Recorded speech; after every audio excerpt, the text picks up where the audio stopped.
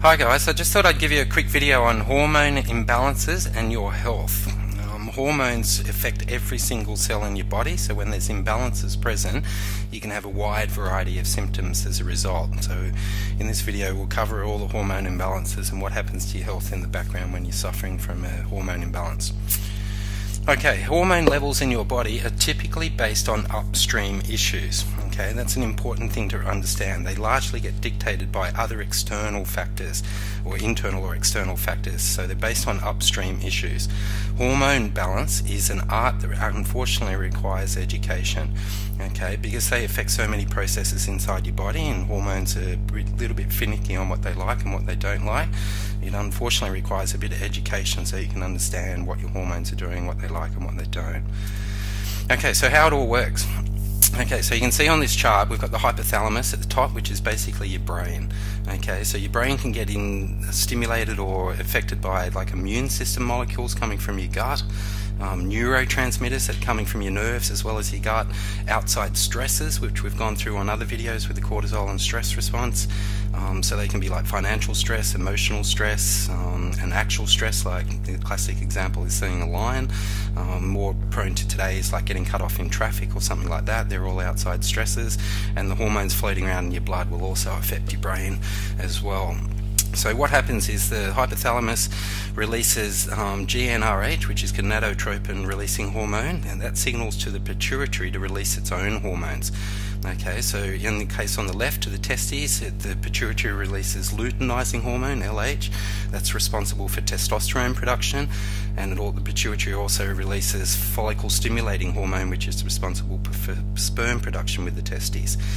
If we go to the right, those same hormones, the luteinizing hormones in the case of the women with their ovaries, will produce progesterone, and the follicle stimulating hormone will produce estrogen. Now it's important that cholesterol is also used. You see that on the bottom middle. Cholesterol is also used in the testes and ovaries to produce certain hormones. And the ovaries and the testes also produce sex-binding globulin hormone, which allows the hormones to be transported around the body. Okay. Another interesting thing here, you will see the liver. The liver is also involved in clearance and conversion of certain hormones.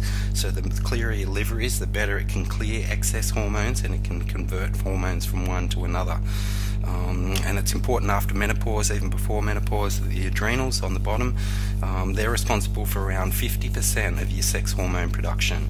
Okay, so post-menopause, extremely important to be able to keep your adrenal health in good order, because that's responsible for producing the makeup in the hormones that you naturally lose. You drop in production because of the ovaries and and menopause. Okay, so adrenal health is important overall, as well as liver. Okay, so the negative effects of hormone imbalances.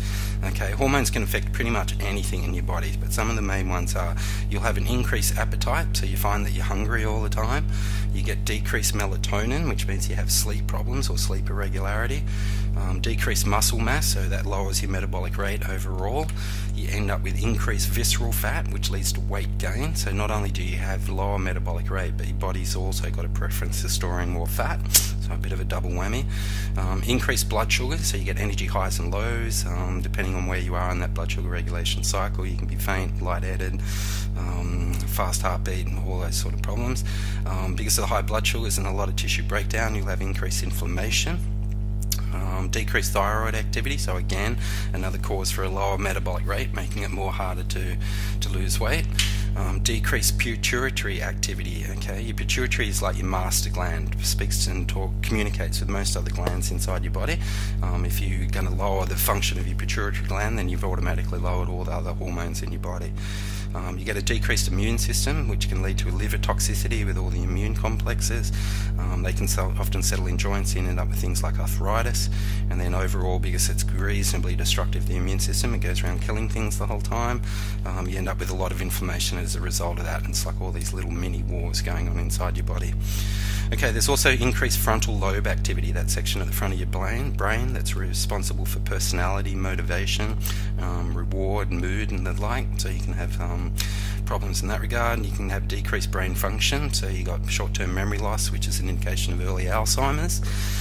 You get decreased bone formation, which is a big one these days with osteoporosis. That's usually coming from hormone imbalances in the background, not so much calcium or lack of in your diet.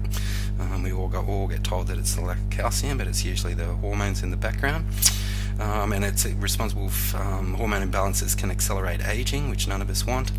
And then also because of their wide and varying nature, that can cause anything and everything inside your body when you have a hormone imbalance. They've got a wide array of symptomology associated with it. Okay, so interesting stuff. Affects a lot of systems in your body. Okay, so possible problems. Okay, so this is all the things that can go wrong. Okay, if we start up at number 1, you might see that you've got pretty poor gut health. Your immune system's overloaded, so those immune system molecules floating around your brain will affect it and down-regulate certain hormones and stimulus to the pituitary and the like. Neurotransmitters that also come from the gut, also come from the brain, can also affect the output of hormones or the triggering of hormones from the various glands. Outside stresses, which we've discussed, so if you're constantly going to bed late, you've got a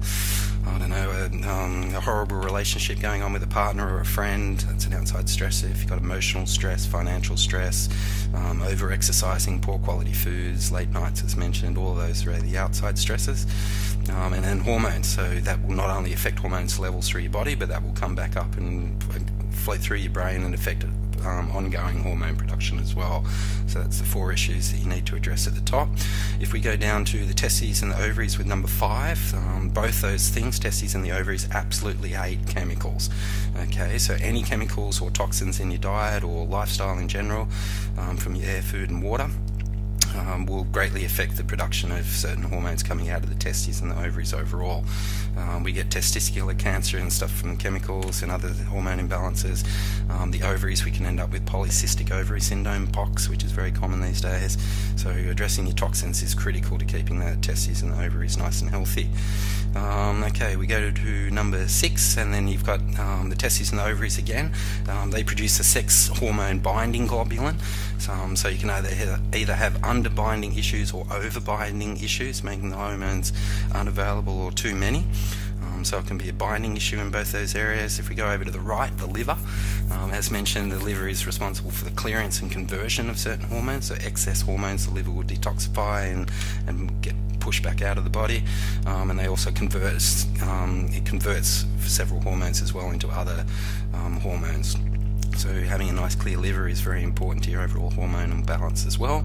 If we go down to number 8, the cells on the bottom left, you can have like mitochondria issues. So your hormones might be arriving at your cells okay. You can have like mitochondrial dysfunction inside the cells, a whole heap of stuff to do with cellular metabolic rates and stuff like that. And then the last one is number 9, the adrenals, the little purple cloud you see on the left. Just keep in mind that the adrenals are responsible for about 50% of your hormone production, your sex hormone production. So the stronger your adrenals, the stronger you can keep all that in balance. Okay, so very interesting things there, that your adrenals, your liver, even the cells, outside stresses can all affect the various hormone imbalances and hormone tides that are going on inside your body. Okay, so there's 9 identified problems that can go on with various levels of the hormones. Okay, so I thought I'd give you a bit of a discussion on the natural female monthly cycle. Okay, typically this cycle is about to be 28 days. It actually follows the moon. Most things are tied to a circadian rhythm with the moon, so it's a 28-day cycle. If you're finding you're a bit shorter or a bit longer, it sometimes can be okay. It really depends on the symptomology that goes on around that time. So if it's painful or mood changes, or it goes any longer or any shorter, or there's over excessive blood or any of those, it usually means there's some sort of problem with it. But you want to be trying to go for this natural female cycle at a 28-day duration. Okay, so we've got basically 4 levels of hormones there. At the bottom, the green one that you see spike up and then it flatlines for the rest of the time is follicle stimulating hormone. Okay, the red one above that is estrogen, rising estrogen. The yellow one is luteinizing hormone, which stimulates ovulation. And then the purple one on the far right is progesterone. So we'll go through exactly what happens during the cycle. So day 0 to 14, things stay pretty much the same. We've got rising estrogen levels. Okay, the stimulus of the follicle stimulating hormone will talk to the ovaries and start producing start increasing estrogen production, which thickens the uterine wall in preparation for impregnation, basically, of the egg. So that goes along, rising estrogen. At that stage, on day 14, the hypothalamus, your brain, senses that there's high estrogen floating around in the blood, so it down regulates gonadotropin releasing hormone, which down stimulates the follicle stimulating hormone release, which therefore down tells the ovary to downplay estrogen production. Okay, at that 14-day mark, you get a sudden sharp increase in luteinizing hormone, and that stimulates ovulation. So the ovary will actually release and start to travel down the fallopian tube, and that's what happens during that time. Then what happens with later on, the follicles and the ovaries mature and they morph and they start producing progesterone production, which is actually going to make the egg fertile, make everything happen in preparation for pregnancy. So the progesterone peaks. If nothing happens, no sperm gets introduced at that time, the fertilization, then progesterone quickly crashes. And then the whole cycle stays over again. Okay, so that's basically the 28-day cycle and what happens with the various hormones at various stages along there and the interactions of those hormones to that cycle. So you can see on the top right that any excess hormones left over at the end of the cycle will affect hormone levels at the start of the next cycle. Okay, it typically will down-regulate the next cycle, so you could have problems on the next cycle if there's excessive hormones at the end of the last cycle. Remember, we talked back up to that previous slide where the liver there, number 7 on the right, clearance of those hormones is very important, so your liver health is critically important to your overall 28-day cycle in clearing the excess hormones and establishing the cycle back to where it likes to start at day 0, with pretty much flat line on most hormones. Okay, so very interesting cycle, the female cycle. Okay, so what can you do? You can actually test your 24-hour cortisol rhythm.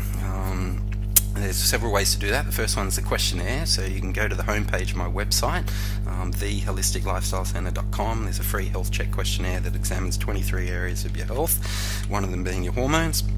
And you can see whether you've got any hormone balances, checks for thyroid, adrenals, pretty much everything. So quite good, that little questionnaire. You can get a good indication of what your symptoms mean in the background.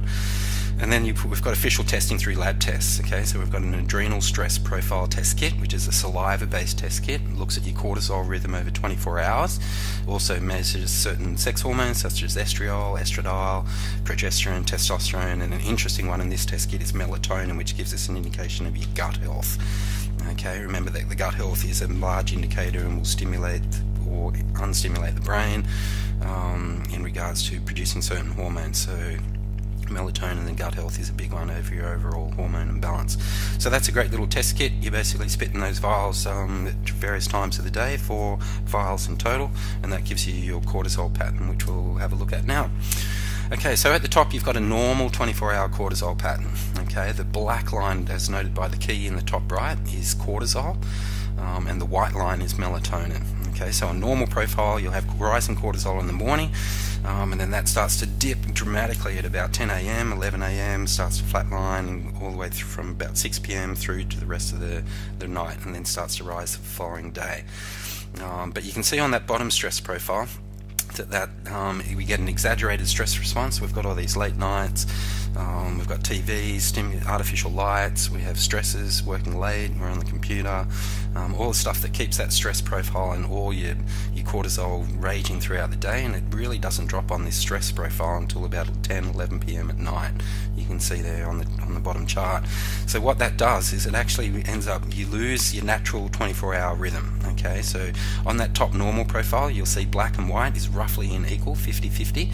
So the black is equal to tissue repair, fight or flight. The white line is equal to tissue regenerate and repair, and stuff like that. So nice and in balance. But on that stress profile down the bottom, you can see that exaggerated cortisol response or stress response. That's leaving very small time for physical repair and psychological repair. You might be okay for 1 or 2 or 3 nights doing that, but then if you leave that process long enough, you're going to end up with some pretty major hormone imbalances as a result, or your physical repair and your psychological repair from the day's activities and damage. A lot of that goes out the window, so you end up sort of breaking your body down slowly over time, but it does happen. Okay, so you want to have a cortisol rhythm more like the normal profile at the top, and avoid the one which is where, unfortunately, where most people are sitting at the moment, on the bottom.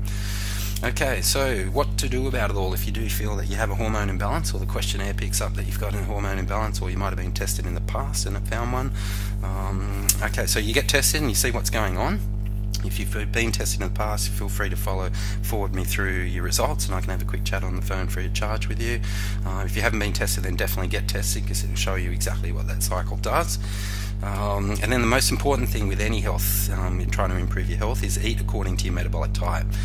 Your ancestry, or where you were from hundreds of generations ago, largely dictates what foods you should eat today. So very important. And then the flip side of that is to address all your toxins, and it can also affect hormonal imbalance. So the best way and the cheapest way to do that is the Home and Body Makeover program. It's a 29-step program. It takes a couple of weeks to get through, and it looks at everything across your home and your body and your health, and sets up a personalized program for you in terms of what foods you should be eating, adequate hydration, your sleep-wake cycles, what you should be doing personally for exercise. It gets rid of all your toxins.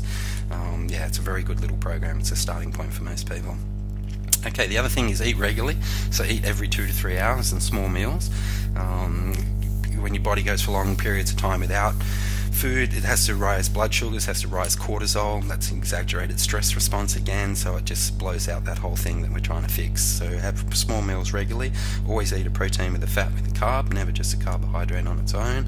So never just have an apple on the run, always have an apple and some nuts, or a carbohydrate source with a protein and fat source, all three always at once. Okay, so exercise, or don't over-exercise rather.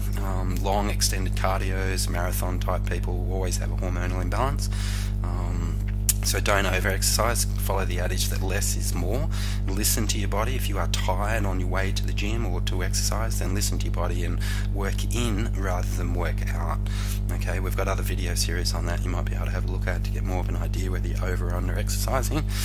Okay, next point down is good quality foods. Okay, so obviously your body doesn't like crap. The higher quality foods and the better quality foods, the more energy and nutrition will be able to pull from it.